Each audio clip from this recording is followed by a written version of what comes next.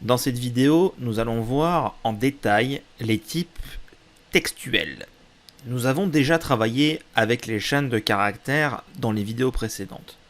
On a vu d'ailleurs que pour définir une chaîne de caractères, il suffit de mettre la valeur entre guillemets, comme dans l'exemple ici à l'écran, string prénom est égal à entre guillemets Christophe. Mais donc, qui dit chaîne de caractères dit ensemble de caractères. Ainsi, vous vous doutez bien qu'il existe un type pour identifier un caractère unique. C'est assez simple, il s'agit du type char, C-H-A-R, qui se dit généralement char pour caractère, mais peut également se dire char par habitude. Pour définir un char, c'est aussi simple que pour définir une chaîne de caractères, on va utiliser la même syntaxe que pour déclarer une variable, comme ici à l'écran tout en bas. Nous aurons char a est égal à la valeur a. Mais cette fois-ci, petite nuance, il ne s'agit pas de guillemets, mais bien d'apostrophes. C'est ainsi que le compilateur peut faire la différence entre une chaîne de caractères et un caractère unique. Lorsque vous utilisez les guillemets, il s'agit d'une chaîne de caractères. Lorsque vous utilisez les apostrophes, il s'agit d'un caractère unique. Attention, définir plusieurs caractères entre apostrophes, sauf des exceptions qu'on va voir dans la slide suivante, va provoquer une erreur de compilation. Il n'est pas possible d'écrire car A est égal à entre apostrophes AB. C'est illicite, car il s'agit de deux caractères et de fait une chaîne et non pas un caractère unique. Cela étant dit, il y a certains caractères qui sont un petit peu particuliers et qui vont nécessiter, en l'occurrence, un traitement en particulier. En fait, un caractère est un petit peu spécial parmi tous ceux qui existent, c'est le caractère anti-slash. Ce caractère est appelé le caractère d'échappement. Et grâce à ce caractère d'échappement, on peut définir des valeurs spéciales ou échapper une valeur.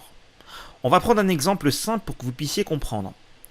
Le fait qu'une chaîne de caractères soit entourée de part et d'autre de guillemets, comment est-ce que moi, je peux dire dans ma chaîne, je veux des guillemets? Par exemple, Jacques a dit, ouvrez les guillemets, debout. Comment est-ce que je peux définir cette chaîne de caractères en C#? Ou, pour en revenir au caractère unitaire, comment est-ce que je peux, dans une variable, stocker le caractère apostrophe, étant donné qu'un caractère est entouré par deux apostrophes?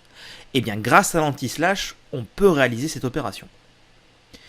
Voici un petit tableau de référence qui définit les caractères spéciaux à l'aide de l'anti-slash. On voit par exemple que si nous mettons anti-slash apostrophe, on peut stocker dans une variable de type char l'apostrophe. De la même façon, si on met anti-slash guillemets, on va pouvoir stocker un guillemet dans une chaîne de caractères. L'anti-slash lui-même étant un caractère spécial, si on veut le stocker dans une chaîne, on est obligé de l'échapper. Ensuite, le reste de la liste nous montre quelques caractères un petit peu particuliers qui sont tous à mettre dans une chaîne de caractères et non pas dans un char unitaire, qui nous permettent par exemple de définir une tabulation, un saut à la ligne ou autre. Prenons un exemple. Pour l'apostrophe, voici comment nous pouvons représenter le caractère apostrophe en code. Je vais écrire char apostrophe est égal à entre apostrophe anti-slash apostrophe. On voit d'ailleurs que Visual Studio Code nous aide parce qu'il va mettre dans une couleur différente le contenu par rapport aux apostrophes qui encadrent la valeur. On voit ici que anti-slash apostrophe est en jaune ou orange clair, alors que les deux apostrophes qui encadrent la valeur sont en orange plus foncé. On aura la même logique avec les guillemets. Comme j'ai dit dans le slide précédent, si on veut stocker la phrase Jacques a dit debout, eh bien nous allons devoir échapper les guillemets à l'intérieur de la chaîne de caractères. Ainsi, pour mettre un guillemet dans une chaîne de caractères, nous mettrons anti-slash guillemets, et de la même façon, nous voyons que Visual Studio nous colorie ça en orange clair ou en jaune. Pour l'anti-slash, c'est un scénario qui est assez courant lorsqu'on travaille avec Windows par exemple. Les chemins sous Windows sont caractérisés par une séparation en anti-slash entre les dossiers. Par exemple, ici, pour accéder au chemin vers fichier.txt, ce sera c2.anti/, docs anti/ fichier.txt. Mais vu que je suis dans une chaîne de caractères, je suis obligé d'échapper l'anti/. On l'a vu pour l'apostrophe, l'anti/ peut être utilisé pour représenter directement un caractère dans la table Unicode. J'ai mis ici le lien vers Wikipédia.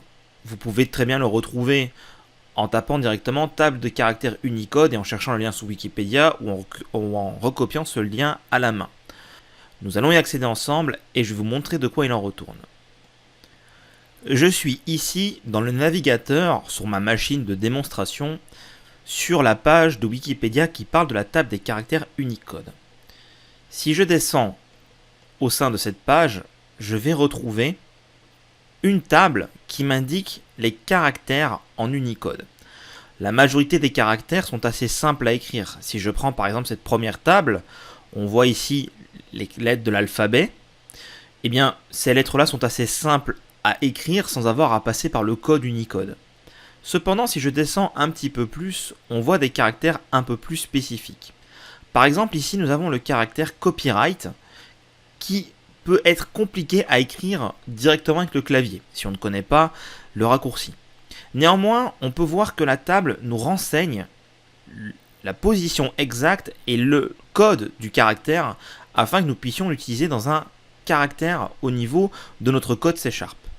C'est ainsi à l'intersection de la ligne et de la colonne, en faisant la jonction du 00A avec la valeur 9, qu'on va pouvoir stocker le caractère copyright. Par exemple, pour donner un autre exemple, si je voulais stocker le caractère comme ceci, marque commerciale, dépôt de marque, eh bien j'irai lire la valeur dans la ligne qui est 00A avec un 0, et j'irai dans la colonne et je vois que c'est la colonne E. Donc je substituerai la dernière valeur de la ligne, à savoir le 0, par le E qui est ici, pour écrire ce caractère-là. Sans plus attendre, je vais vous montrer comment cela se passe au sein de Visual Studio Code. Je suis donc dans Visual Studio Code, de retour dans le fichier programme.cs du projet Mon Premier Projet. Et je souhaite écrire le caractère copyright. On l'a vu dans la table Unicode, il s'agit de 00A suivi du chiffre 9. Ainsi, je serais tenté d'écrire cela par exemple. Caractère copyright est égal à entre apostrophes, parce que je ne veux que le caractère, et là je serais tenté d'écrire 00A9. Néanmoins, cela ne fonctionne pas. Comme on le voit ici, c'est souligné parce que comme le dit le compilateur, il y a trop de caractères dans le littéral de caractères, ce qui veut dire que j'ai stocké une chaîne au lieu d'avoir stocké la valeur. On serait tenté de dire, il suffit de mettre un anti-slash. Mais en faisant cela, on constate qu'il n'y a que le premier caractère, à savoir le 0, qui est échappé. Ce n'est donc pas la bonne solution. Pour que ce soit valide, il faut que j'utilise anti-slash U pour dire que je veux utiliser une valeur Unicode. Et ensuite, après anti-slash U, je vais mettre la valeur en tant que telle. Donc celle qu'on a trouvée sur Wikipédia, à savoir 00A9. Et ainsi, je n'ai plus d'heure de compilation et je vais pouvoir stocker le caractère copyright. De telle sorte que si je décide de l'écrire sur la console et que je lance l'exécution, je me mets dans le terminal et je vais dans mon premier projet, je tape .NET Run, je vais donc avoir Hello World, j'apprends le C# et le caractère copyright. On le voit ici dans la console, j'ai bien le caractère copyright. Vous avez vu comment vous pouvez exploiter la table Unicode afin d'insérer des valeurs Unicode directement dans les caractères ou dans vos chaînes de caractères. Car oui, cette valeur-là peut directement être insérée ici au sein d'une chaîne de caractères tout à fait classique. On n'est pas obligé de passer par le type char.